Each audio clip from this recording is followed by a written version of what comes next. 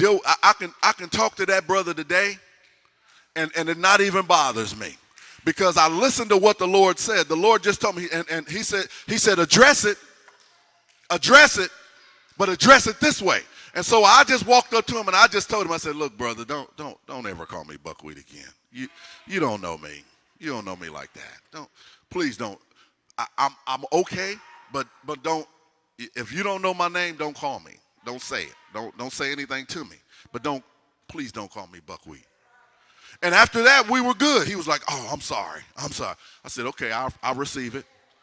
But don't call me buckwheat again. I just made sure. I just wanted to make sure he got me on that. Just wanted to make sure. But still today, I walk by, we'll shake hands as if I don't even know if he remembers what he called me. But here's the fact. Look, I could have, when he called me that, I could have grabbed him by the because I want to grab the throat first. When somebody do evil to me, and I want to get physical, I can see myself first going right for the throat, and then I take them down, then I beat them to death with my fist. That's what I see. That's the first thing I'm going after. And so, but the Lord said, don't go for the jugular. Don't go. He says, but instead, don't pay back evil for evil.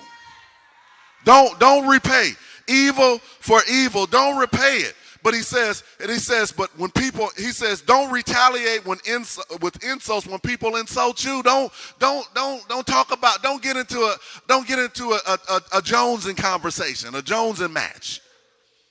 Don't play the dozens because you know you can't handle it. And so he says, look, you got to understand, look, you are a different person. And so children, as people of God, as children of God, look, we got to understand that when we come in this ministry, when we come into this building, there's going to be people who may not think like we think. There may be people that we don't really have a high tolerance for. But what we got to understand is that our mindset has to shift when it comes to ministry. And you got to learn how to work with those that just get under your skin. It's hard to do, but this is what you got to start doing. You got to pray. I'm just being honest. But when I started working full time here 5 years ago, one of my first prayers was, Lord, give me some patience for the people that get under my skin. And then I prayed, help me to see them through your eyes. I had to pray that for like 3 months. 3 months. And you know what the Lord did? He was building me up to where I could walk up to those people that just get under my skin and I could see Jesus in them.